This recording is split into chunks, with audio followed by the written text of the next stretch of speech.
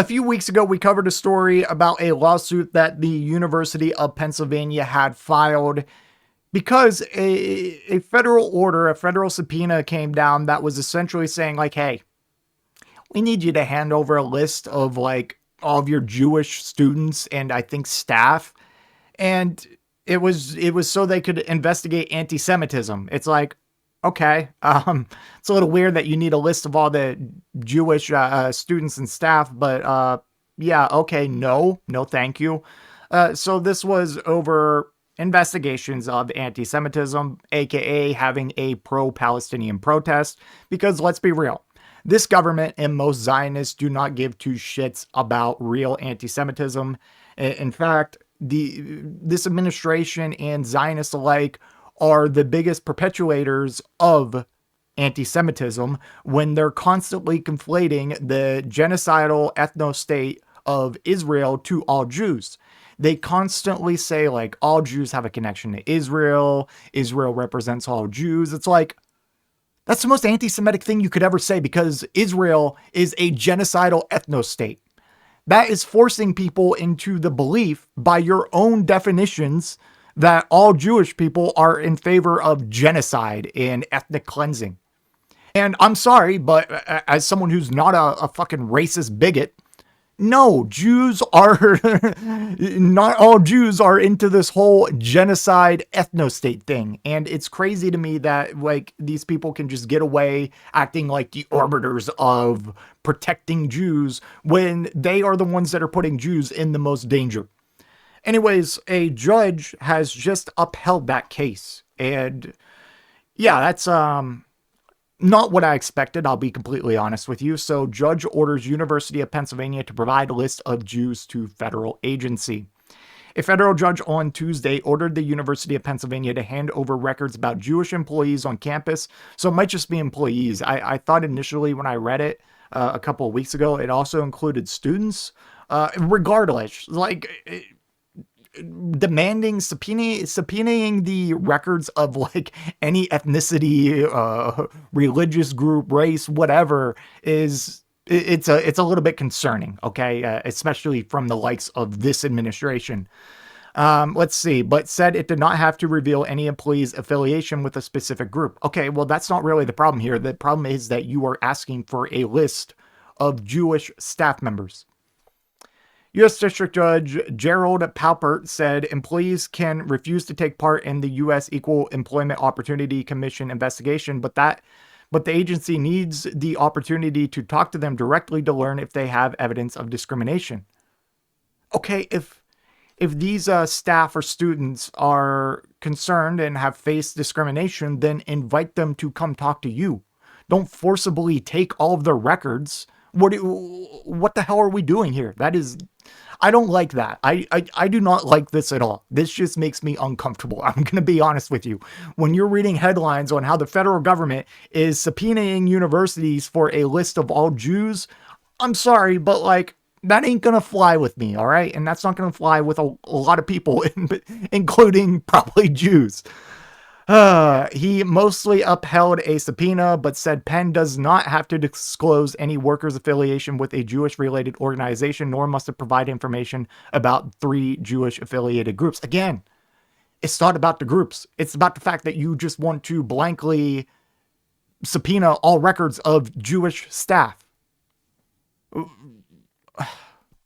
Again, like if you want to talk to them, invite them, give them the opportunity, give them your contact information, like just put a general memo like to the school, like, hey, if you were a victim of discrimination, please reach out to this number. All right. It's as simple as that. You don't need to forcibly dig up and seize the records of Jewish people at this university.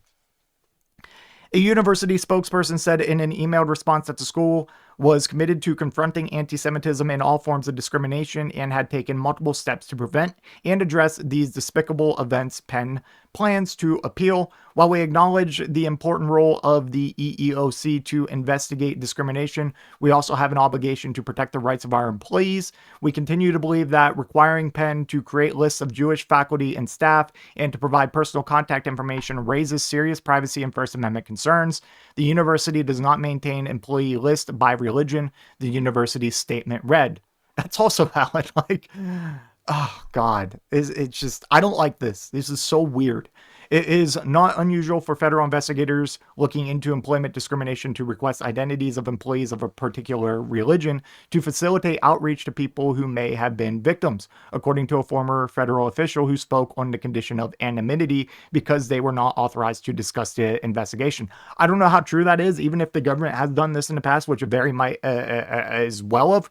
It's still not like a good precedent that you should be following. Okay, if you're so concerned about the discrimination, again, let them come to you. Give them that opportunity. Set up a special hotline. Like, you are trying to force over the records of people who may want kind of nothing to do with this. Like, they just want to continue living their lives. You know what I'm saying?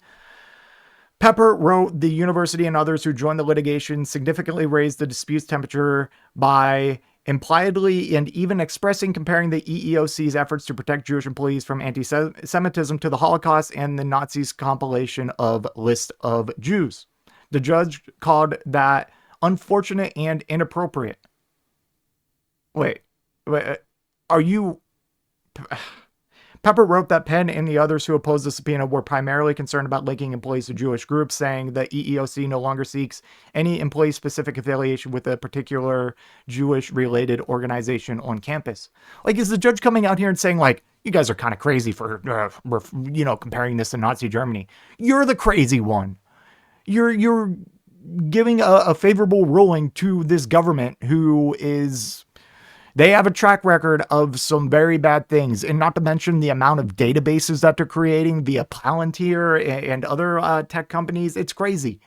No one, like, just because you work at this university and you happen to be Jewish doesn't mean that your record should be able to be forcibly subpoenaed.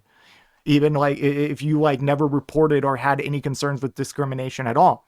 Even if you did, you still might feel uncomfortable with the fact of them just forcibly gathering your records. The Equal Employment Opportunity Commission investigation was prompted in part by a series of incidents, including that someone had shouted anti-Semitic obscenities and destroyed a property at a Jewish student life center. A Nazi swastika was painted on the academic building, and hateful graffiti was left outside a fraternity. Now, it's all good and dandy. It is all fine and dandy to investigate that stuff again, but this is not the way you do it. This is absolutely not the way you do it. The investigation also focused on actions related to the protests over the war in Gaza, of course, and Penn's response to that and other incidents. The EEOC claimed in a November filing that Penn's workplace is replete with anti-Semitism and told the judge that investigators think identification of those who have witnessed and or been subjected to the environment is essential for determining whether the work environment was both objectively and subjectively hostile. Again, that doesn't mean you force you seize the records of people who haven't, like, come forth. Like, you shouldn't be seizing any records. If you're so concerned, for the love of God, just let these people reach out to you. Go on campus, set up like hey, you can have a private one-on-one and talk about it, like, completely under full anonymity. But no, they're like, you know what? In order to crack down on this anti-Semitism, don't worry, we'll handle it. You just need to give us a list of all your Jews. It's not good. So some real knock knock, you got any Jews here type of shit. And it's also, I always have to point it out when I cover this, is that you have a government who is actively, like, anything that is racist or transphobic, homophobic, and any efforts to combat that kind of bigotry, it's instantly met with, oh, that's woke, that's gay, and that's DEI. But if you commit any perceived anti-Semitism, well, then they're going to throw every civil rights era law at you that they can. Make that make sense to me. Now, no bigotry of any sense is acceptable. Let me be clear. So, like, either go after it all or shut your fucking mouth, okay? Again, this is not even, like, I truly believe, just by indication of what's been going on with other universities, this isn't about real anti-Semitism. What they care about the most here is the pro-Palestinian protest. That is what they care about, okay? That is quite literally it. In fact, I'm surprised they didn't like try to subpoena the record of all like Palestinians and or foreign students like they've done at other universities. Like other universities, they tried to subpoena the records of foreign students, like foreign staff. It was crazy. But yeah, just not stuff that really sits right with me. Let me know what you think in the comment section down below, and I will see you in the next one. If you made it to this point in the video, I just want to give a special thank you. If you enjoyed it, please hit that like button down below. And if you really enjoyed it, maybe consider hitting that subscribe button while you're down there. I want to hear your thoughts in the comment section. I will try to reply to any and all comments that I can. Until next time, watch that video on screen.